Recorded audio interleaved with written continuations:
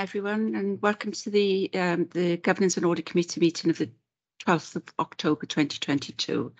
We have some members videoing in to join the meeting, and it's really pleasing to see so many attending in person. For those I haven't seen for a while, lovely to see you all. If we can take apologies for absence first, please. Thank you, Chair. Apologies from Julie Davis and Gillian Gillett.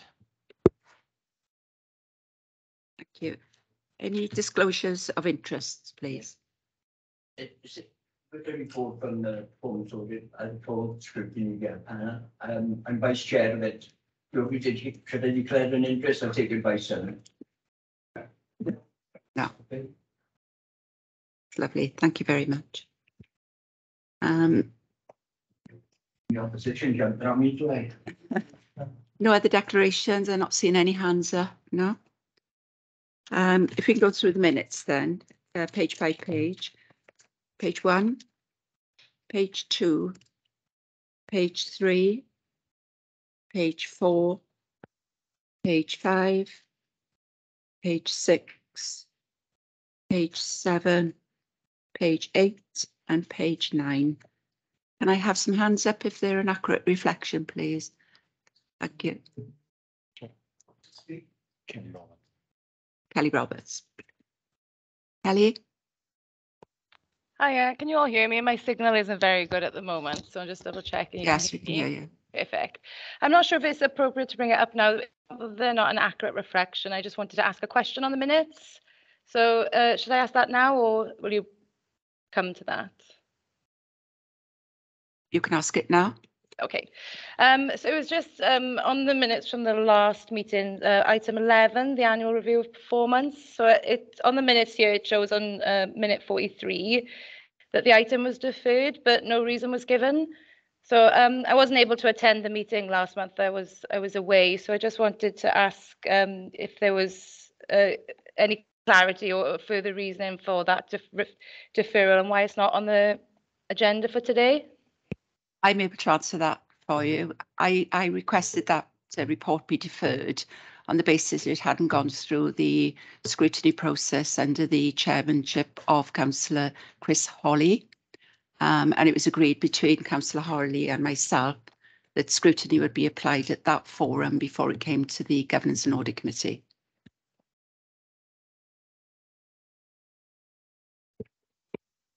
Is that okay? Yeah, sorry about that. It's just taken me a little bit of it's a delay for me to turn my mic on and off. I'm really sorry. Yeah, so I mean, would it be more appropriate to put that into the minutes then rather than the item was just deferred?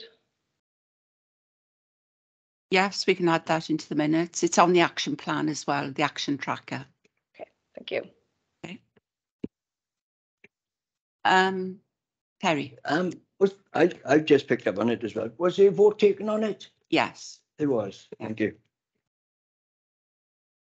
Councillor Watton.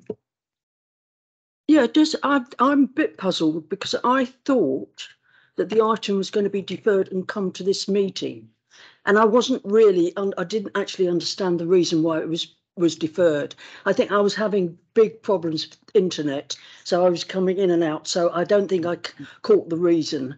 Yeah, the reason was, as I just said to Kelly, it was because it hadn't been through scrutiny process under the chairmanship of Councillor Chris Hawley. And should it have done? I mean, why would it have to go to scrutiny first? It's the role of the Governance and Audit Committee and the role of the Scrutiny Committee and the purpose of each of those committees. So there was some sort of confusion issues at the very offset. I mean, Councillor Peter Black will expand, I'm sure. So I met with Councillor Chris Hawley, and there was a process that they would follow at that scrutiny meeting, and then we would seek assurance that due process had been applied to challenge and to review that report, and then we would just take assurance from the work of that scrutiny committee. I don't know if you want to add to that, Councillor. I think this actually came to the finance panel, I think last week or recently anyway. The process is that the scrutiny committee will scrutinise the report. It's due to go to the next cabinet meeting, I think, on the 20th. and that and having scrutinised it, then the Governance and Audit Committee then seeks assurance that proper process has been followed in terms of scrutiny and governance.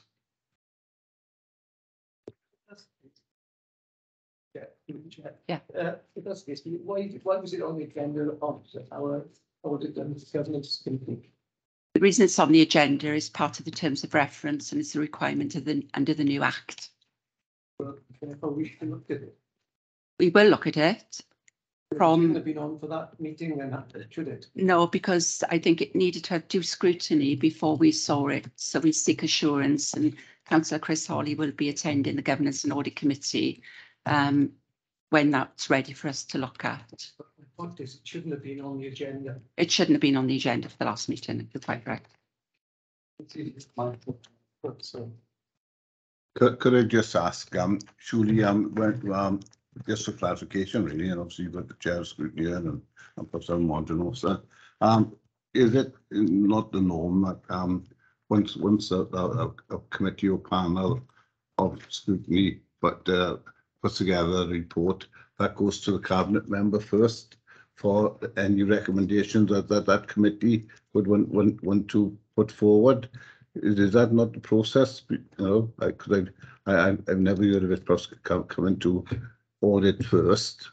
I presume the process is that once that scrutiny panel have done a report, that report gets given to the cabinet member, and the cabinet member will look at those recommendations from that panel. Can you just have clarification on that? Is the process? Yeah, I think everyone needs to switch the microphones off. By the way, if you've got 3 on at the moment, this won't come on. Terry as well. Yeah, and the reports to cabinet from scrutiny committees and scrutiny panels. It's up to each panel or committee whether they think that it's appropriate that a report go to cabinet. In the case of most things that go before a scrutiny committee or a scrutiny panel will result in a letter to the cabinet member as opposed to a report to cabinet. But reports do go to cabinet. For example, the one-off inquiry into procurement that took place in the last council term went to cabinet in this council term as a report. And in fact, the next cabinet on the 20th of October has the cabinet member's response to that report. So in the situation of this particular item, that would go to the finance panel first. They would then scrutinise it, ask their questions on it. It would then come to audit or governance and audit to ensure that due process has been followed, and it would go to cabinet, not necessarily in that order, but it would always go to scrutiny before it goes to audit and governance. In fact, it could have come to this meeting given that it went to scrutiny last week or the week before. I can't remember when it was. So in theory, it could have been on this agenda, but I suspect it was tabled on the previous agenda prematurely, largely because the finance panel before that was just a sort of hello, introducing yourselves type meeting, and maybe they assumed it would go to that finance panel first. But it went to the second finance panel of this council term as opposed to the first, which I assume is why it was incorrectly on the last Governance and Audit Committee agenda. No, that's what I'm confused, because usually, as I say, that is always the process that I've always known. That what happens, you know, having been on quite a few scrutiny boards and committees.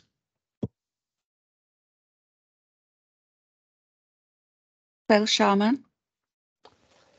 Thank you, Chair. As an independent member, I supported your decision to defer the item in the way that you've described, Chair, and I equally wanting to ensure there's a due process, and what's been described there by Councillor Black is absolutely correct.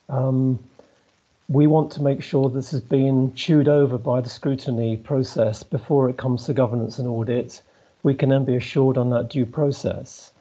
At agenda item 7, if you'll just permit, Chair, I know you indicated it is due to come back to this committee, governance and audit, currently scheduled for the December meeting, and that's councillors will see that on page 82.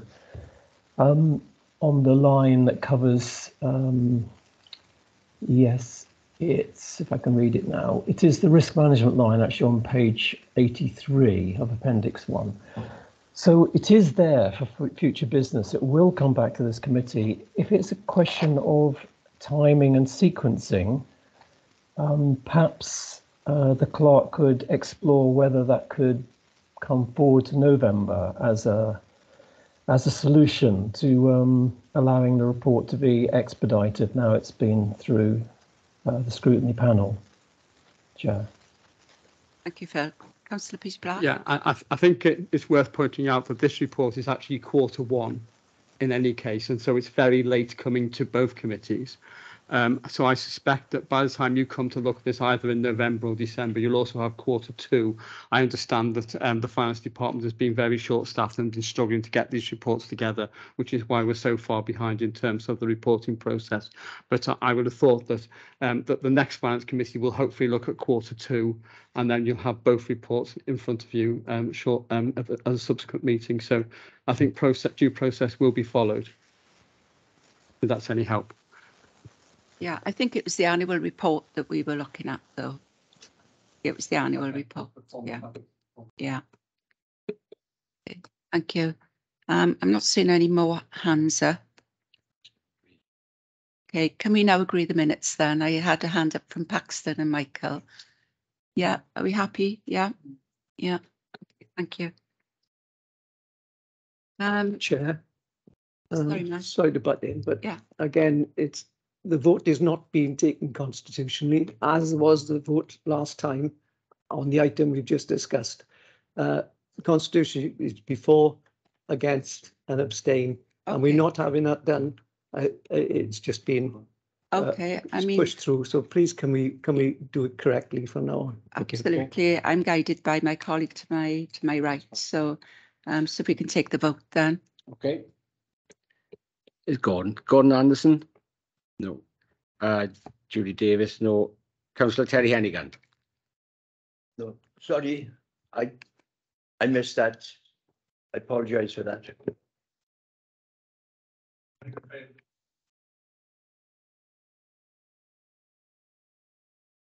Councillor Paxton Hood-Williams? Councillor Alan Jeffrey? Yes, for. Councillor Jeff Jones? Yes. Councillor Mike Lewis? Councillor Michael Locke? For. Chair? For. Councillor Sam Pritchard? For. Councillor Kelly Roberts?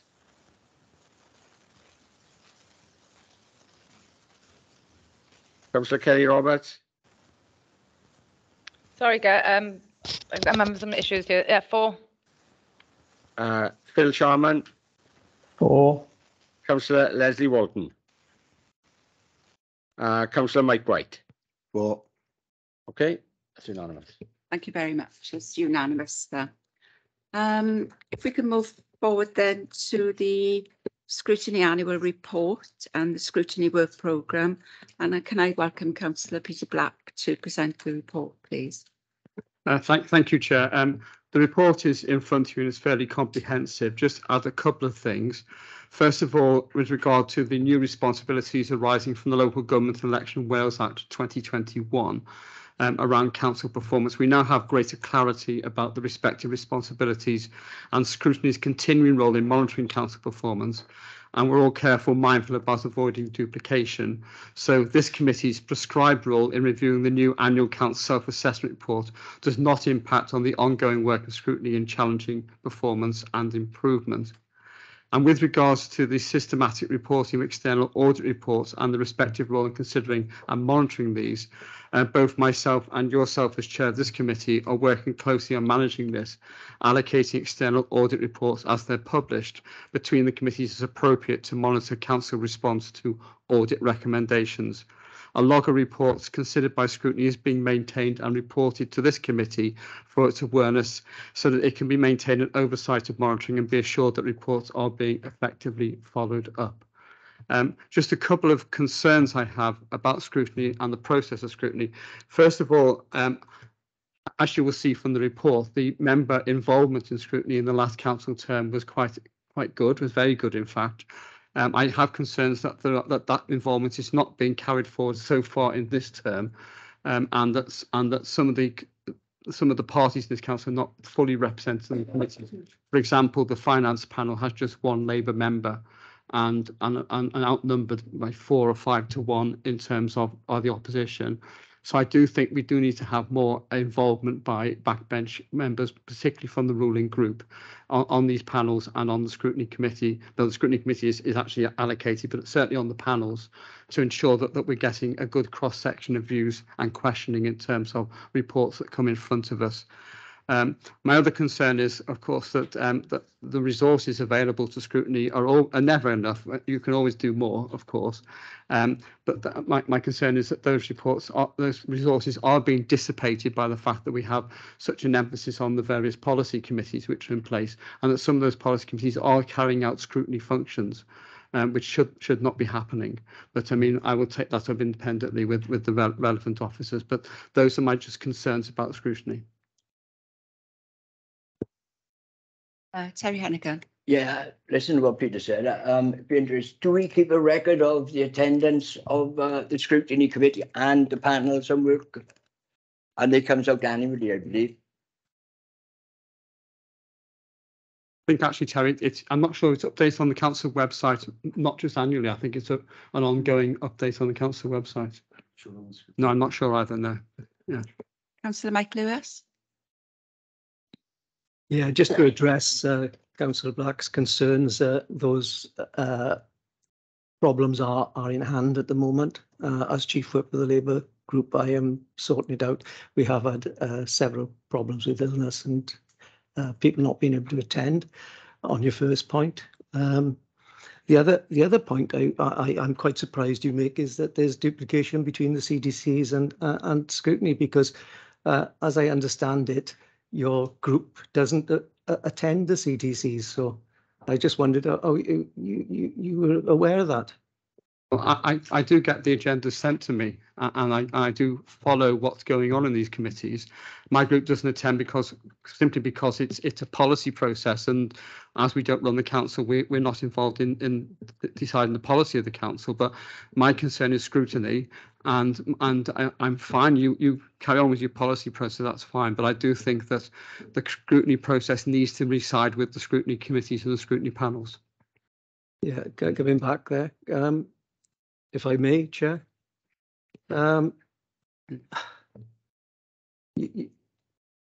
you say that it's a policy, CDC set policy, which is looking forward. Scrutiny is looking backwards, doesn't look forward, because what hasn't been done. How can you scrutinise something that hasn't been done?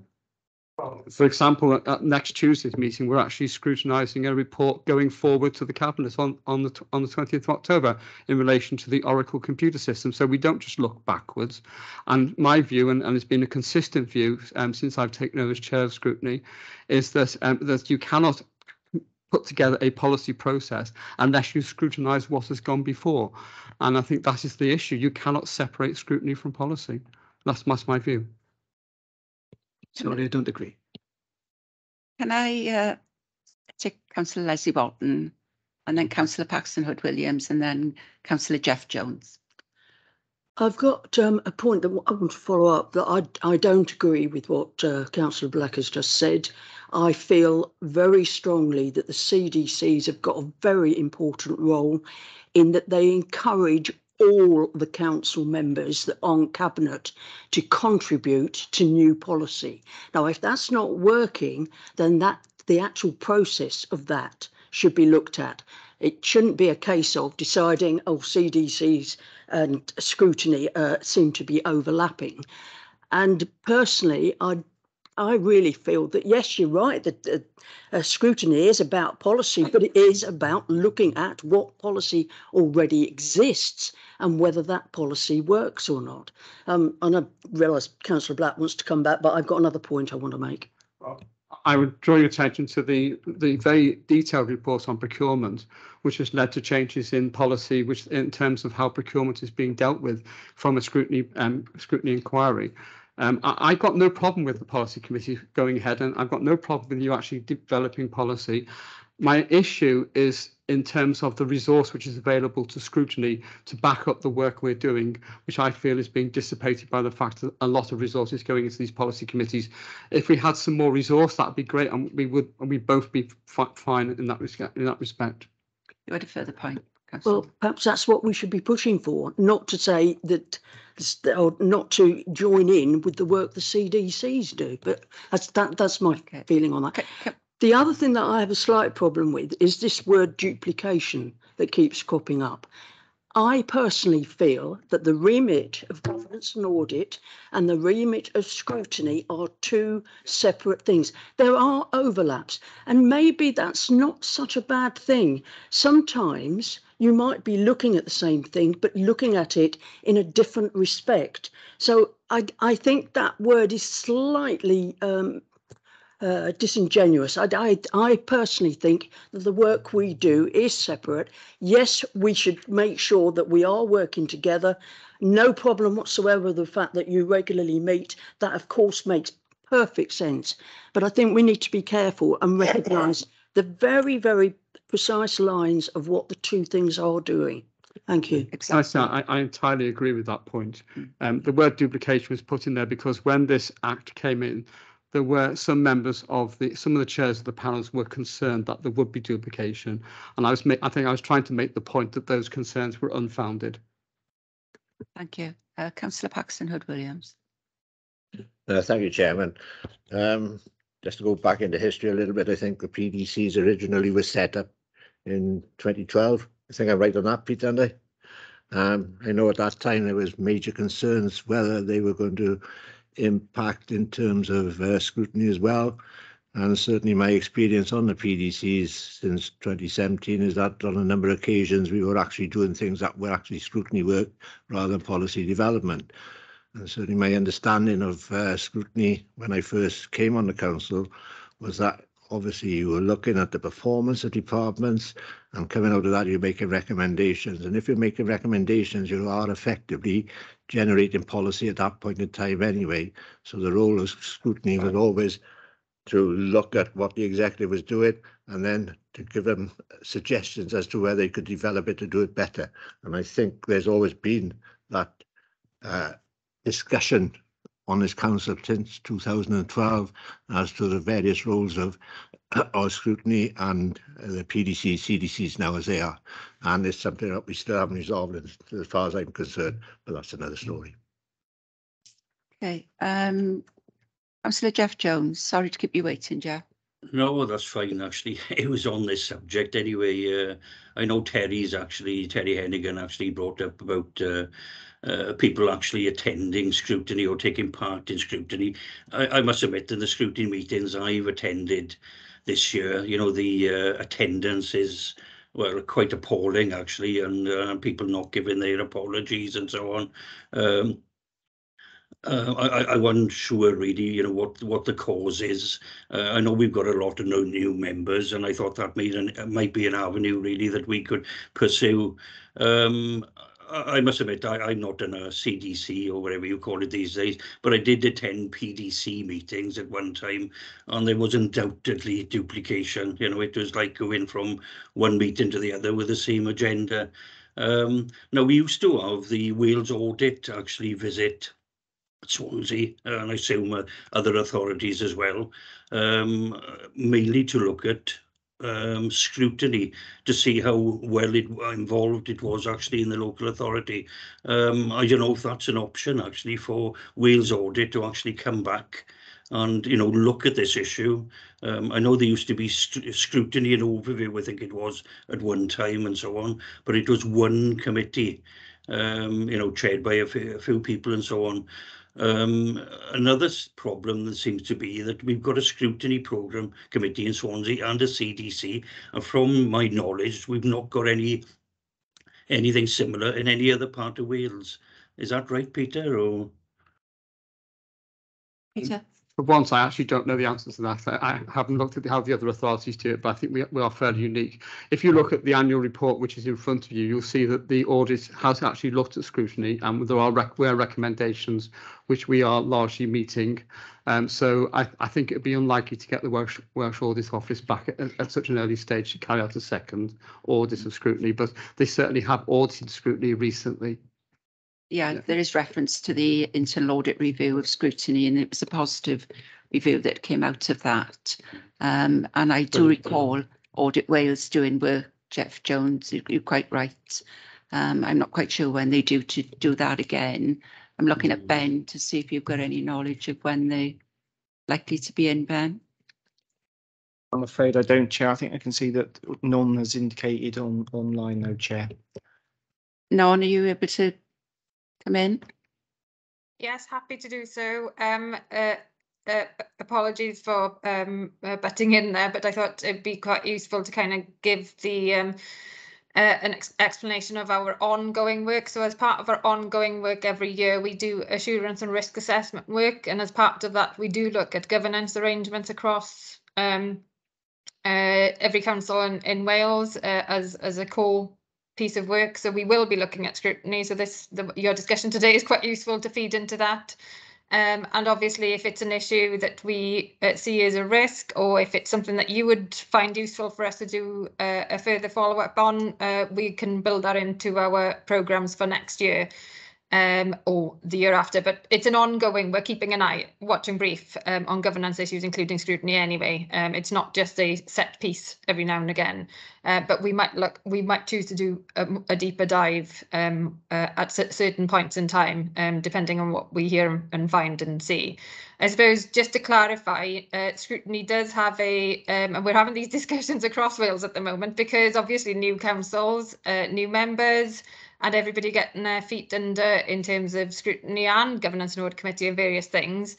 So some of the discussions I've been having with other councils is about how can you get best value out of your scrutiny committees to help inform policy development as well as hold to account. So the scrutiny does have a role in assisting policy development, not actually developing it, but in assisting to do so.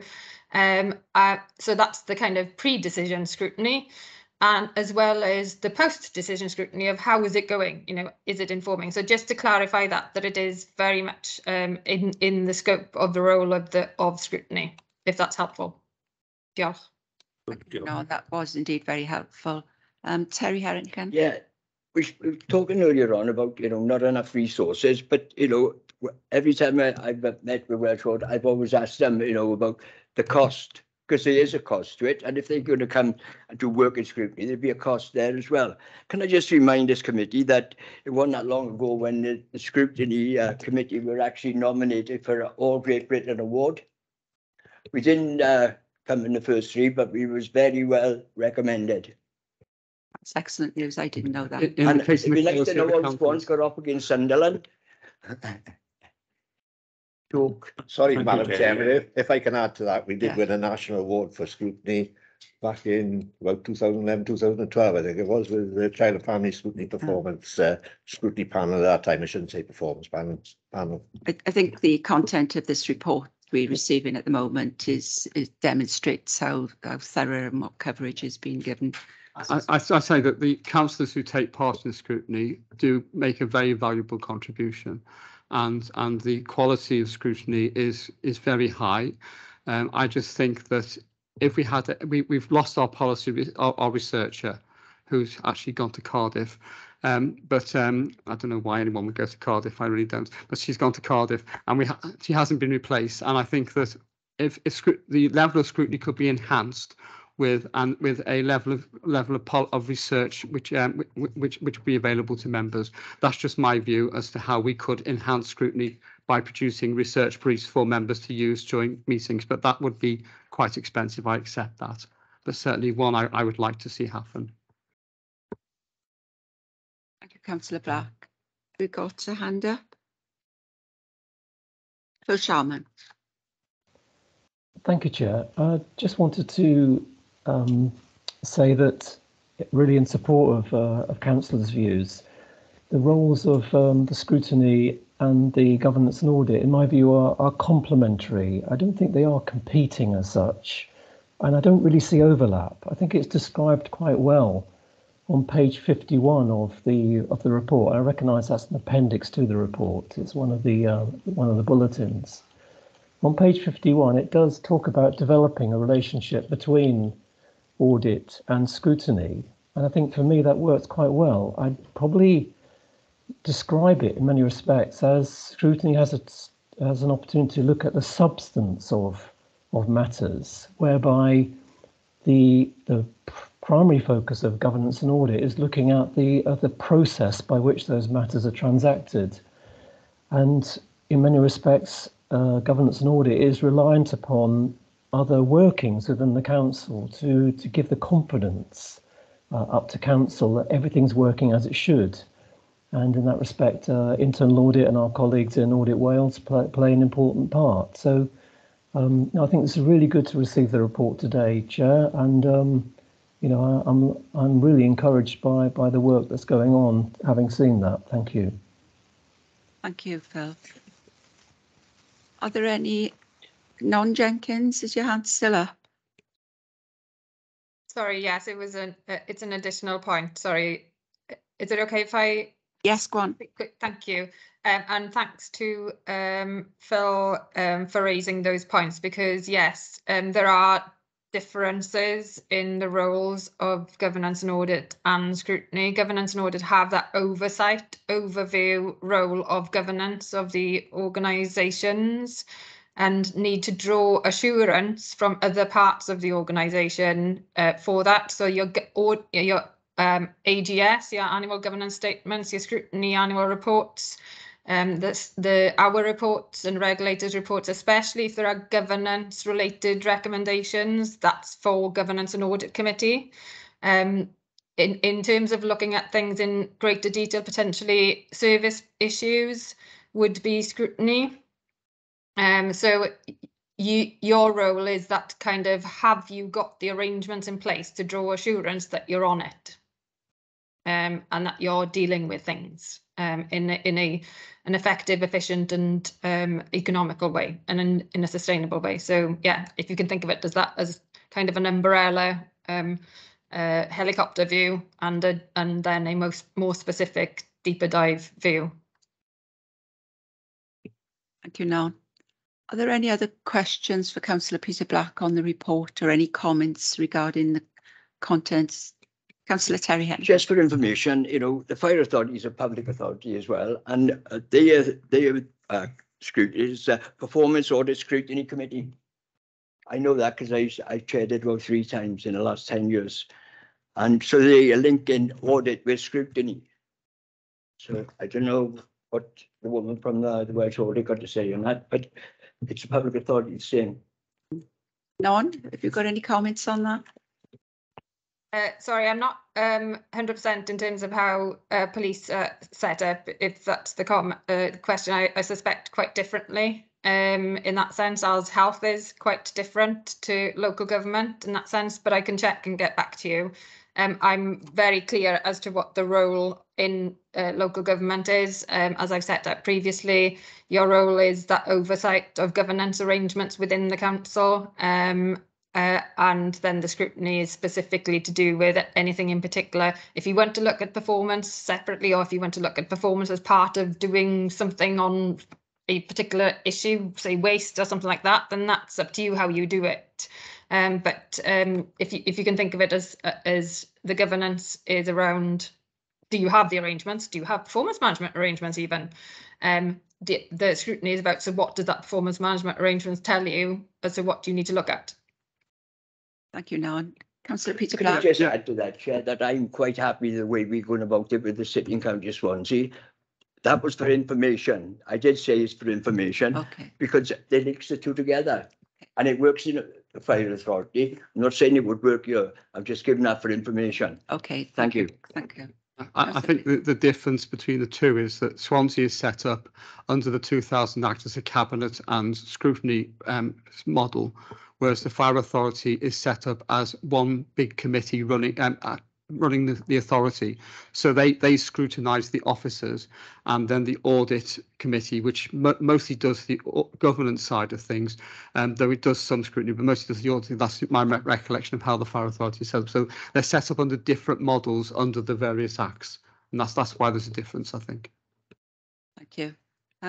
Before we leave this report, there's just one query I did have, and that's on page 62 with regards to the South West Wales Corporate Joint Committee.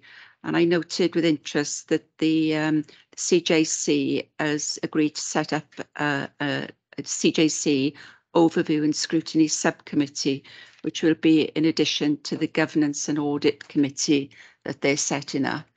The first meetings of both the Governance and Audit Committee of the CJC and the Scrutiny Subcommittee of the CJC is due to take place early November. I will routinely feed back into this committee any issues or matters that are raised in those committees, and I'm assuming that something similar will happen with regards to scrutiny, but I'd welcome Peter Black's comment. I think I'm a member of that scrutiny committee. The setting up the scrutiny committee is actually in the legislation that they have to set up a scrutiny committee. I think the first meeting was delayed.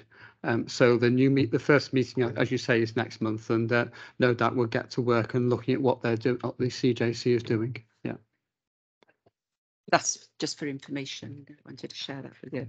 If there are no other comments or queries, then can I thank you very much for that report, and also thank members for your engagement in the discussions. I felt very interested and recognise that the clarification needs to be always clear and robust around the PDCs and scrutiny, etc.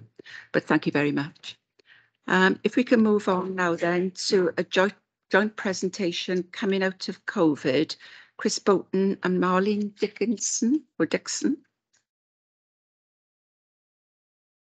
Thank you, Chair. Good Chair. Good afternoon, all. My name is Marlene, and for those of you that don't know me, I'm the Strategic Change Programme Manager for Swansea Council. Joining me today, we have Chris Bolton from Audit Wales and Non Jenkins.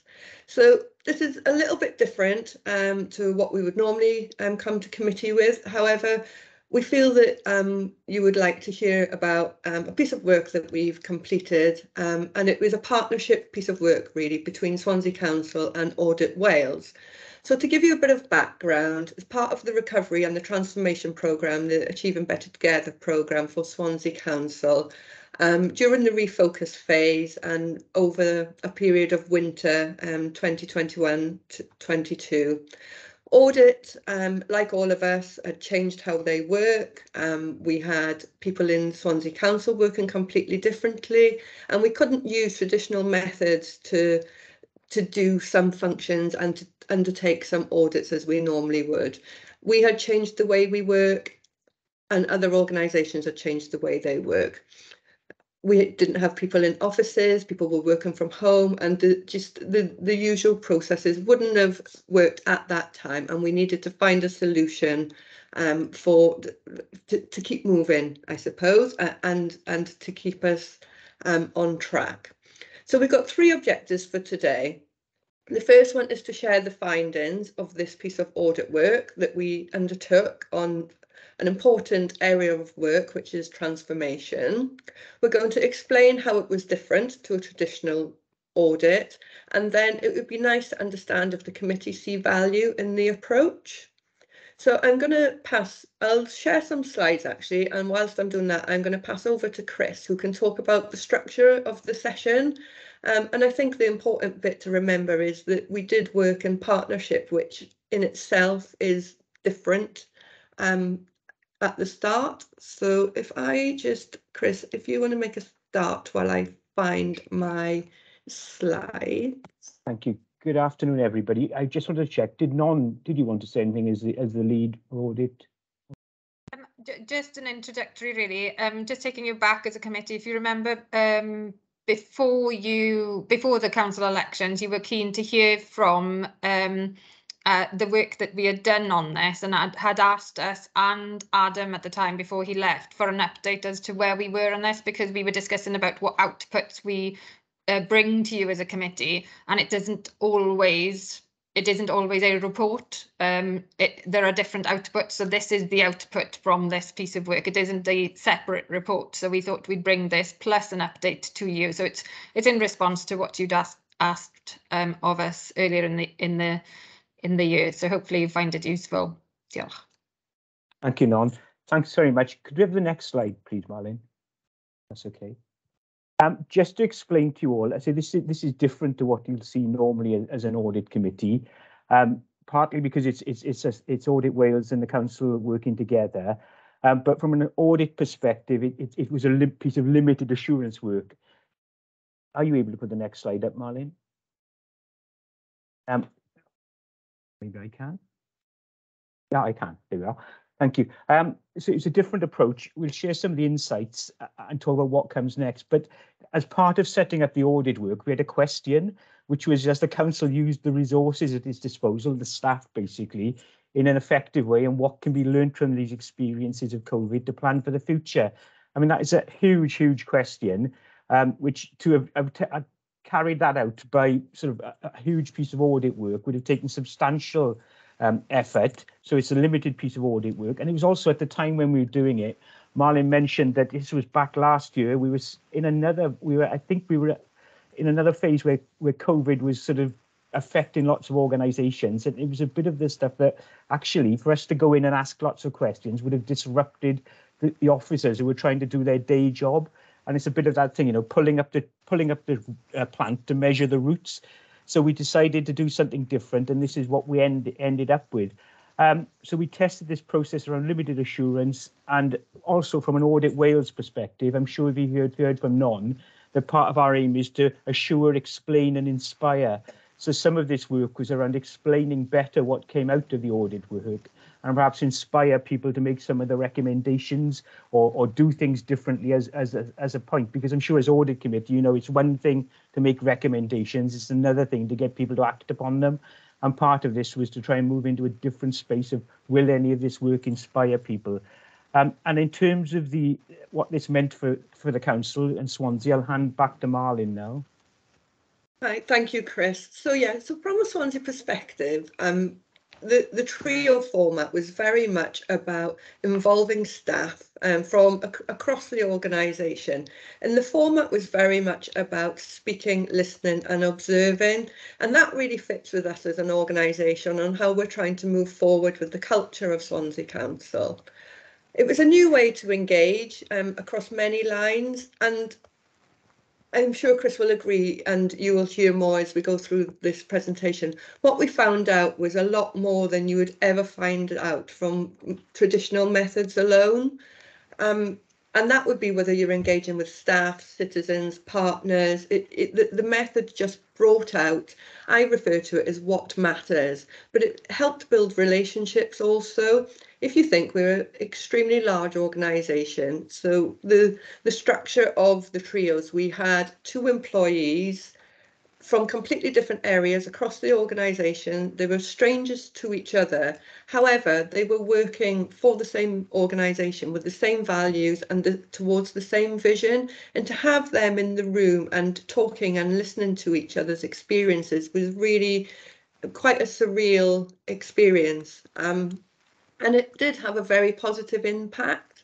The feedback we had from some of the staff that took part in the trios was that they felt valued, they felt listened to, they appreciated the time to stop and reflect. And another really interesting feedback that we had was it was quite scary that they didn't have time to plan. However, once they had been through the experience, it was nice that it wasn't planned and it was from the heart, and they were actually speaking about what really mattered to them. So Chris, do you want to, have my slides disappeared? They have. Sorry, I don't know what I've done. That's all right. I'll pick up from there. Okay. While Marlene's putting the slides back up, hopefully in the packs in front of you, you'll have seen this. So there's a hand-drawn, I apologize, my drawing, hand-drawn triangle. Marlene's talked a bit about the trio format, and we developed that from some other approaches we'd seen elsewhere, jointly in conversations with Adam, Marlene and some other people. The premise of that that process is, if it comes up now, yes, it should come up. We go. Everyone can see it. Are we on slide 4 there? We are on slide 4. If you can Perfect. see it, it's a trio. You have people assume different roles. You have a listener, observer, and a speaker, and each person takes on that role as part of the process. It's very different to interview techniques we normally deploy as audit, where you have a interviewer, someone interviews you and asks you questions, you provide that back, and you collect evidence that way. Different to focus groups that we run, where you have one person asking the questions and lots of speaking. This was just 3 people, are you a specific role each time. The speaker just speaks and tells you about what they've got to say on a topic. And that was very interesting, as Marlon said. The point about being a listener, that was very interesting as well. You just listen without judgment. And a lot of the feedback we've had on that is that people don't often have the time to sit back and properly listen to what's going on. And we've been trying this amongst a number of audit colleagues, saying quite often I'm listening to ask the next question. To just sit and listen and absorb things doesn't happen very often. And then the observer took the role of collecting some nuggets, what was being said, what by the speaker, what was happening in that conversation, and we extracted those as the nuggets of what was this information. So from the difference between a typical interview was we had one person doing that and collecting that information, and we typically came away with about 5 or 6 nuggets from each person, so that across the sort of session we might have 15 things that formed the nuggets from our evidence collection, which was quite different to other things. Interviews, you might get that, but that was the process. From a point of view of how it happened then, I say that narrative, those examples, they were passed back to people, and they said that that they were given a chance to say, this is what the meaning was, I'm happy with it, yes, we can now use that as part of the audit process. We did that to make sure it was all GDPR compliant, because what we've effectively collected is people's personal data in their perspectives on what they've something, but that nugget was collected with the meaning of what they've said. And then we used these in a database to draw some quantitative information out of it, and linking that, what were the patterns, what was coming out of when we put these pieces of narrative together, what did they say, how could we draw out the key messages. And then we presented these back to the leadership team. I think it was back back in the summer, and said, this is what it is, but we could actually provide the narrative. So it wasn't just anecdote. This was meaning in the context of how it had been collected. And that's where it fits. We think it was helpfully a way of supporting their decision making, different to what we do normally.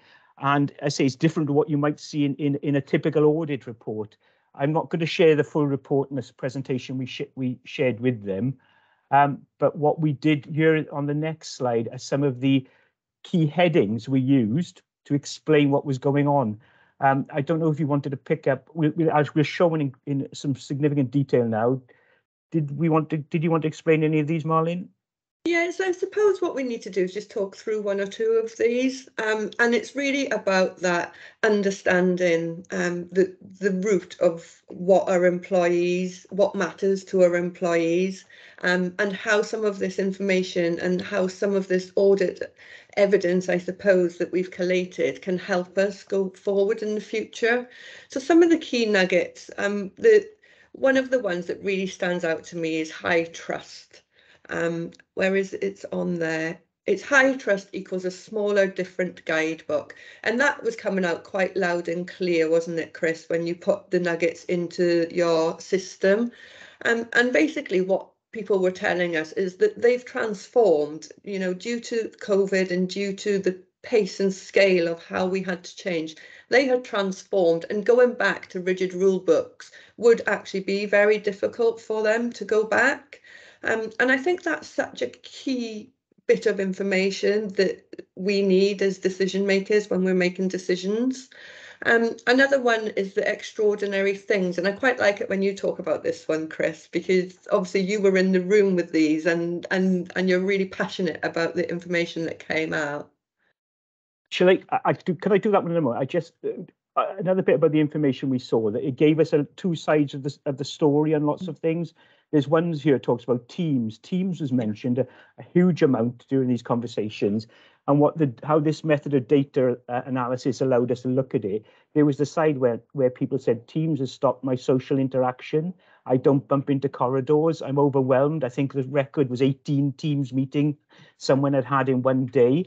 And that was, yes, we need to resolve that. But the other stuff we were finding was people in certain areas saying, do you know what, Teams has speeded up my decision making.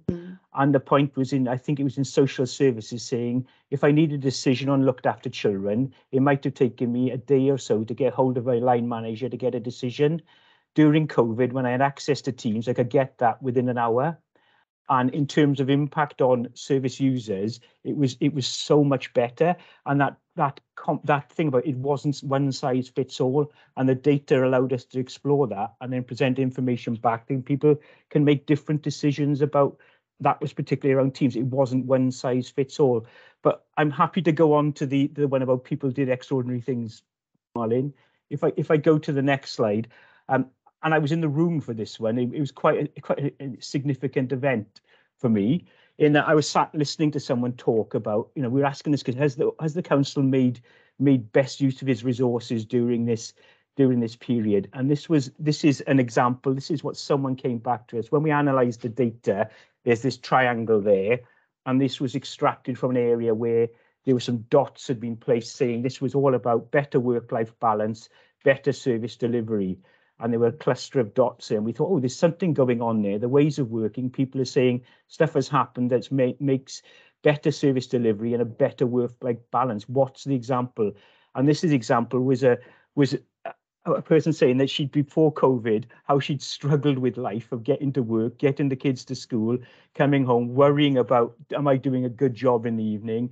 And then doing it all again the next day, and then going to work and worrying about picking the kids up. And this new way of working, what COVID had brought along, and said, I can manage all of these things. And do you know what? I'm far better at my job than I've ever been. And actually, I'm a better parent. And she used the phrase, I'm a phoenix risen from the ashes. And I thought, my goodness, that's kind of not been made up story or anything like that. It's something that presents some narrative back that gives you the strength of feeling of what's going on. And for me, that sort of numbers tell you one thing, but this way of capturing narrative in a way that actually helps us understand. And when we fed that back to the leadership team, that had quite a powerful impact, Marilyn. It absolutely did. And I think what we need to really take from this is that we would never get this depth of information were it in a survey or a questionnaire or a prepared session. And I think, I'm not saying that we should ever do away with other methods, but they really enhance each other. And this understanding of what really matters to people, making it real, is really important. And I think through COVID, it's become more important when we're engaging with our communities, when we're engaging with our staff, and other people that might be visiting the city or that we're working with. It really helps us understand, and I think it will help us as an organisation also to understand where we really can add value. Sometimes we're quite quick to make assumptions, but when you have this real factual information with the quantitative and the qualitative information, you can really understand whether you can do good to add value. I mean, some of the stories that we had, Chris, wasn't around how staff were helping, and we had examples of staff who were going out and buying, thank you cards out of their own money to give to other staff who were doing really good jobs. And I mean, some of the in-depth information that we were finding out that they would never put down with pen and paper, I suppose. And it was back to that thing of it was from the heart. And then the other thing is as well, is that, I mean, this is obviously just one of the examples that we've pulled out, and we had many of these from different levels of staff, different people working in different areas, right across corporate services, place, managers, frontline workers, people who had changed jobs during COVID and so on. But a lot of the information, it really can help us figure out what do we need to keep, what do we not want to keep, and support us with some decision makings and reason for change as we go forward.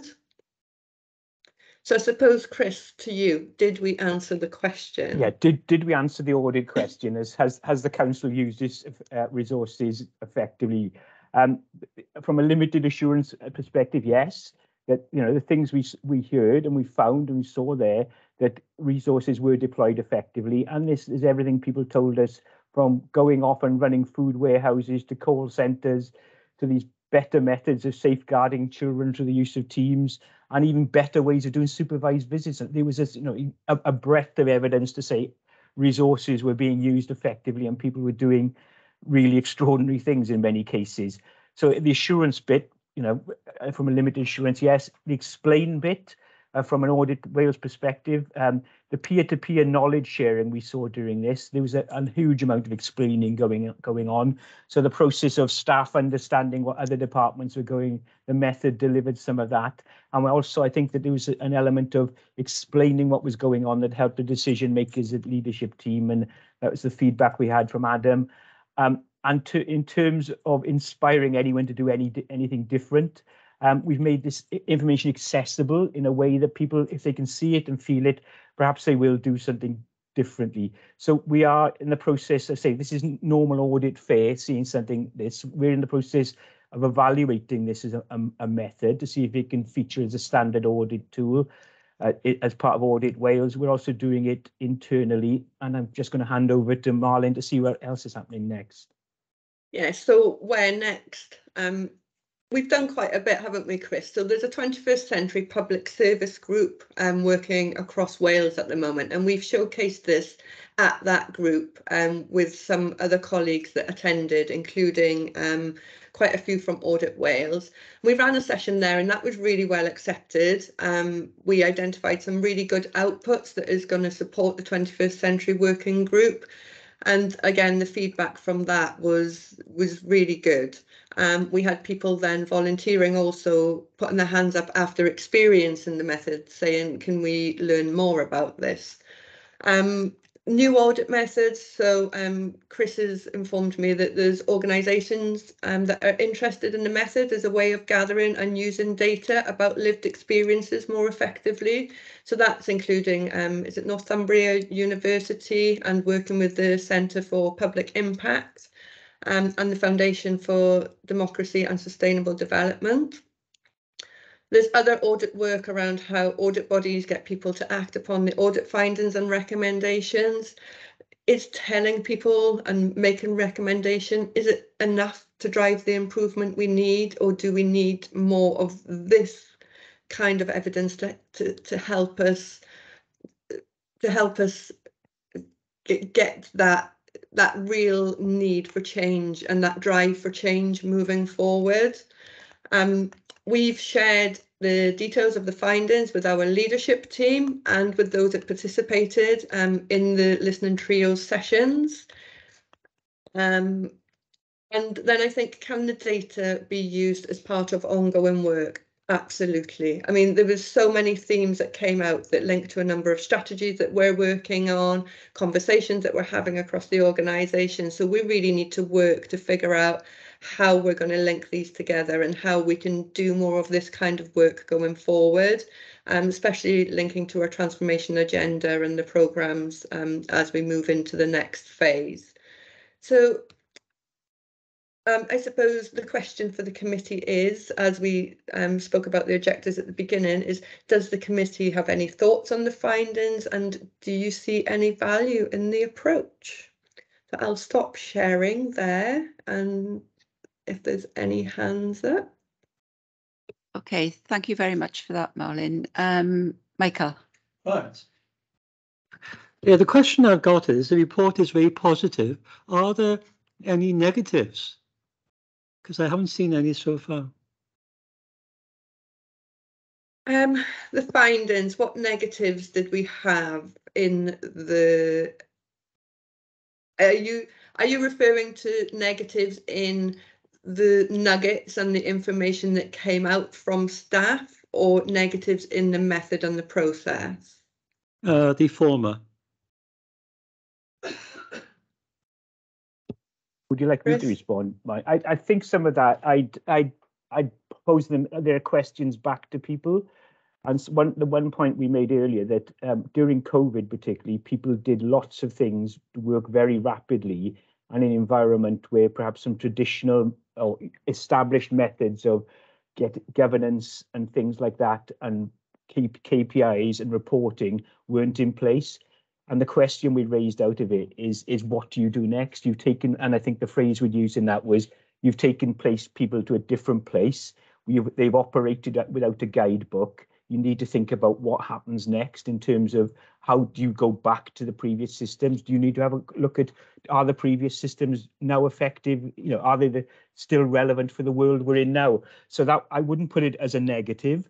There were some other questions perhaps around having moved people into other jobs. They'd worked, say, in a call centre very effectively. Similar sort of question: what happens when you move people back to their own old job? Are they the same person that needs to do that job? So there were questions rather than negatives, I'd suggest. Yeah, I agree with that. And it's very much about really digging deeper into some of that and finding some of the solutions and what they really mean. And that was going back to the bit where I spoke about in the middle, where it is going to help us with what do we keep and what don't we want to keep as we're moving forward. Councillor Terry Hennigan. Yeah, I know I'm getting on a bit, and you know, I've been around quite a while. We had a very successful purple room, which took a lot on board with, you know, what you've been talking about today. We also had one of, I think it was the Equalities or something, CDC committee, when we actually had people coming in who was representing them and give us all this information. Where do you think agile working came from? And the purple room and agile working came from there. And I'm not seeing much difference between the two. I'm not being negative. As for consultation, participation, and community involvement, I don't think there's a local authority in Wales, including this one, and I've said it many times, know how to consult with the local people or local communities. And I don't want to start quoting like Peter Black, different legislation, but believe me, I can. And start with Section 1 of 585 Housing Act, if you like. Any other comments? Councillor Leslie Watford. Yeah, a couple of things. I think the listening trios is an excellent way of actually getting information from people. The very fact that sometimes if you're in a conversation, you're talking with each other, but not necessarily getting points out of it. To have an observer who spots different things that people come out with, perfect idea. Very pleased with that. The one thing that really stood out for me with the key messages, and I can see it's going to be a big challenge, but this is the idea of the risks of rigid system. And I love the fact that you've put one size fits nobody, because I think that this might sound a bit cack-handed, but I actually think COVID in some ways did us a favour in that it's made us realise that not all staff suit coming into an office, sat there the whole day long and not being able to work far more flexibly. And that flexible learning, I think, from what you said, particularly that example that you've given of the woman who was worried about her children and her work balance, I think those show how exactly that's the kind of thing that we should be looking for. But as you say, it's not going to suit everybody. And that's going to be the challenge, I think, for the future, is how we can accommodate all individual staff to help them maximise their job potential whilst not being detrimental to their home life. Because if you're detrimental to that, you're not enhancing the job. And that means we suffer, not just the person, the organisation suffer, and that means our public suffers. So it's a very important point. And as I say, I think that was what really hit me between the eyes, that's going to be the big challenge going forward.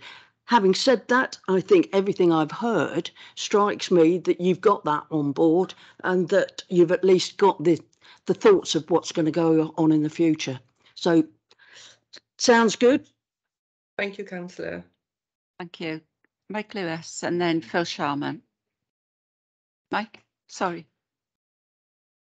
Yeah, sorry, man. Yeah, you mentioned key performance indicators. I was thinking about when you're giving the presentation. How often will these be monitored? Of course, we must look at to share good practice. As you say, you know, lots of staff during COVID sort of pitched out from the usual 9 till 5 jobs and helped out, as they say, in community centres, food banks, and other areas of support within social services. So, how often will the key performance indicators be sort of monitored? So this is something that we need to explore, and the next stage is how do we move forward with this style of engagement and this style of method. Is it going to form part of some more audits that we're undertaking? We don't have that answer yet. We're still, it was a test to see how we get on, and we're at that stage now of exploring how we can move forward with it. Are we going to be undertaking more audit work in this way with Audit Wales? I can't answer that at the moment. The decision hasn't been made. Would we like to use this method more? I would say absolutely. Within Swansea Council, you know, and as part of the transformation programme going forward, then we should be able to incorporate this kind of learning and engagement within that, which would be really successful. But we're exploring those avenues right now. Okay, thank you. Thank you. Phil Sharman. Thank you, Chair. Marlon, you've described how the methodology could be useful, and I can see why. We've come back to this specific report and the question. Presumably this is a summary report for, well, to circulate and for governance and audit to see how you've applied this this methodology in this instance. But clearly it's quite a high level report output for this committee to deliberate. You've got the 7 key messages which have been shared. Does that indicate there is a lot more detail behind it? Maybe you could just explain to us how the full substance of the findings have been communicated internally within the senior leadership of the council. And that's part 1 of my point. The second part is, I guess, coming on to that question at the end, did you answer it? Did the council make effective use of the resources at its disposal during the alternative working in the pandemic? I think we'd be really interested as a committee to know with some, I guess, some colour what your conclusion was there. So yes, we've got the binary answer, broadly yes, but I think some depth to that would be extremely valuable in terms of concluding the effective use of resources during that period. Thank you. Thank you, Phil. So I can answer the beginning part of that, and then maybe Chris, if you want to come in and do the second part. So we, Audit Wales collated all of the information from all of the listening trio sessions and into their sense-making system, which is an electronic system that captures all of the nuggets. We went to our leadership team earlier this year and we shared with them a much fuller version of what we've brought to Audit Committee today, and that did have more in-depth information and findings on those slides. We could potentially share those afterwards, Chris, maybe. So we've done that, and then as I'm leading on the transformation programme, then the method and how we take this forward and how we work with it more in the future is conversations that we're having at the moment. Chris, do you want to come in a little bit on the second part? Yes, thanks. So the questions you're asking, Phil, around getting assurance from the information, how we got assurance from the information. Yeah. It's less about how you got assurance. It's more about what has the question been answered? And I think broadly you said, yes, it has.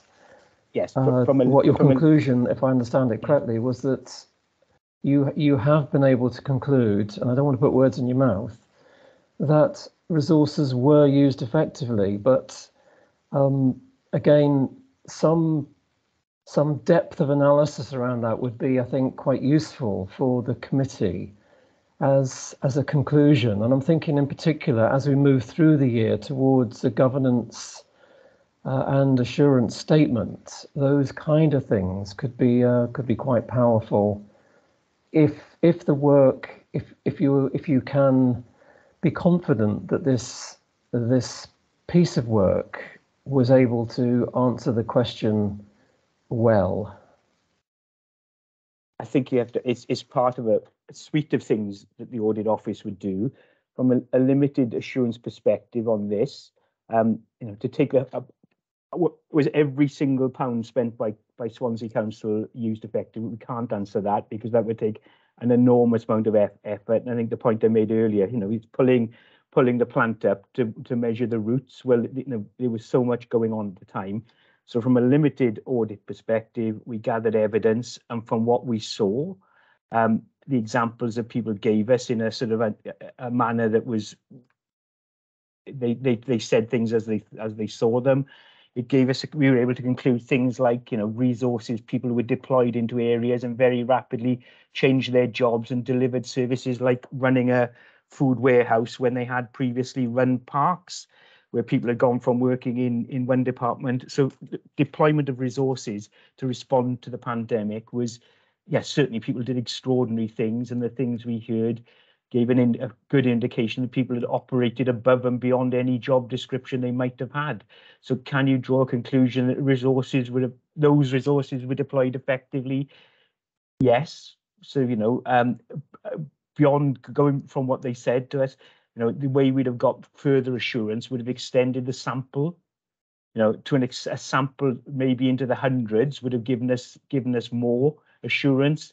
But at the time, as a pilot, this was sufficient for us to test the pilot and get an indication of, is this going in the right direction? Undoubtedly, in any big organization, you'll go to places where there'll be a different story. But from what we picked up social services, corporate services, people who'd gone into call centers, with the people who were around at the time who actually could spare some time to take part 45 minutes to come into this conversation. Those were the people we could get hold of. Possibly areas we didn't go into was schools, because people, very difficult environment to ask people to give up any time at the moment to engage with audit. So with what's available to get a feel of, is this a right to get a limited assurance piece of work, that's where we were. Very good. Thank you, Chair. Thank you. Terry Hennigan. Yeah. While COVID was going on, from the paperwork I've seen and what I've read, you mentioned finances and value for money. Did you look at how many departments had underspent? No, that was not part of this audit, Councillor.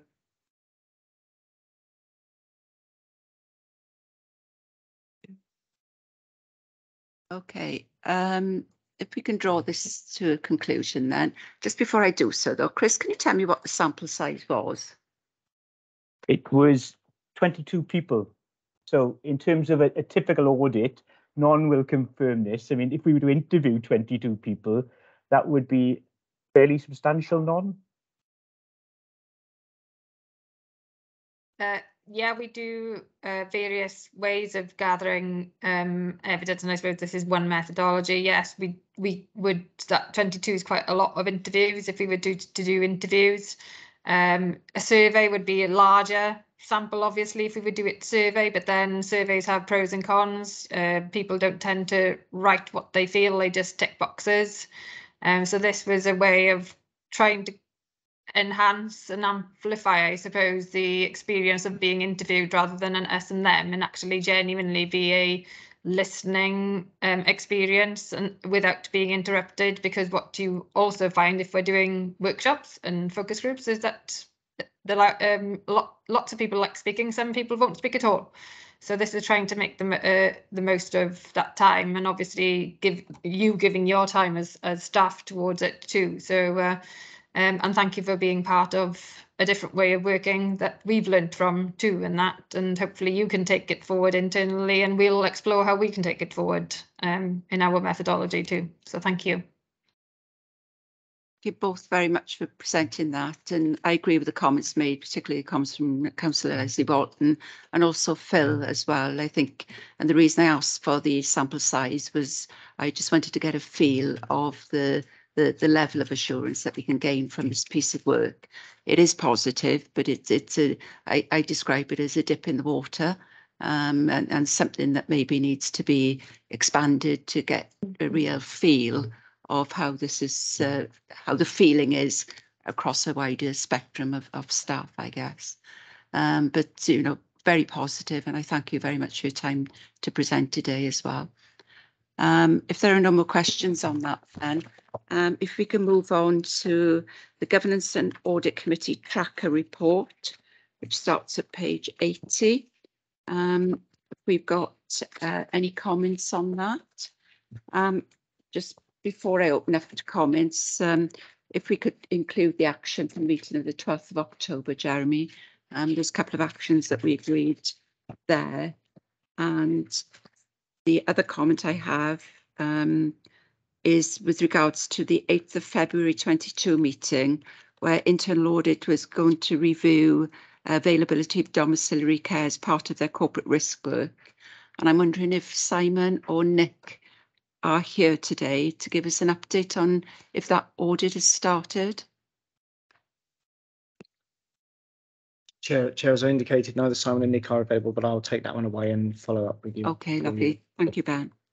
Are there any other questions on the audit tracker? No, that's for information as well.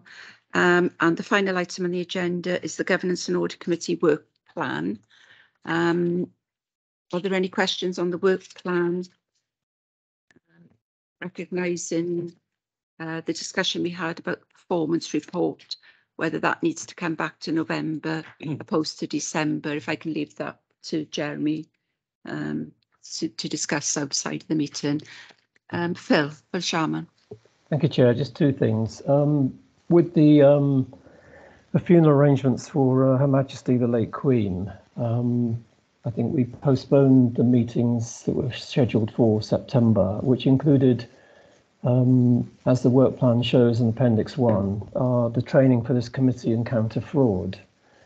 That will need to be rescheduled. That was the first point. The second point is that, yes, and this is probably one that Ben or even Nom can answer, and that is within the external audit work plan, or indeed even in the financial reporting line, just wondered when we might expect the output from the audit of the financial statements and the consideration of the auditor's ISA 260 report, so we can get that scheduled. Thank you. Ben, do you want to answer that? So I believe the counter fraud one has been rescheduled. I haven't been able to very quickly see where it is, but you'll correct me if I'm wrong on that one, Chair. On the second one, it remains an ongoing matter. We, you will recall, reworking 20 years worth of stuff. My understanding is there's good progress with the two other sets of accounts in terms of the pension fund and the work done on behalf of the Port Health Authority. We are still somewhat away from handing over a complete set for my external audit colleagues to complete their stuff. So I suspect you'll be into December or possibly into January. It's far from ideal. You will be aware, Phil, that there are a range of other matters that have caused grave technical difficulties, which I've continued to update the committee on. But its absence here is noted as it is at Council. It is far from ideal, but there are many authorities in the same position for national reasons, albeit there are also some little local difficulties which the committee is aware of. But that's the best I can do in terms of advice at the moment. But to be fair to my external audit colleagues, they do not yet have a final draft signed set of accounts for the reasons I've already alluded to. Thank you, Ben. Chair, if we could just keep that on our watch list so that we can track that as it comes through. Thank you. Yeah, we can put it on the action tracker for an update at future meetings until we receive them, if that's okay, Jeremy. Councillor Leslie Bolton. Yeah, can I just urge that the deferred item goes to November's meeting if at all possible? Thanks. Thank you. Any other comments? Possible. If we could perhaps look at when we set the agenda that we have enough items that we can properly discuss and go through rather than top load the agenda. I think we do try to do that, which is why we've got the forward work programme. Yeah. But it is subject to change depending on issues that emerge, like Ben's referred to, the financial statements. But we try to work with the officers of the council to make sure that, you know, we're not causing too much of an issue. But yeah, I would bear that in mind. Thank you.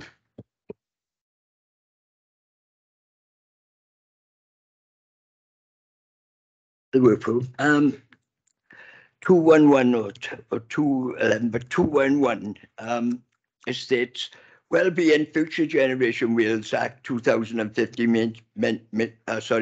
mandates that public bodies in Wales must carry out sustainable development.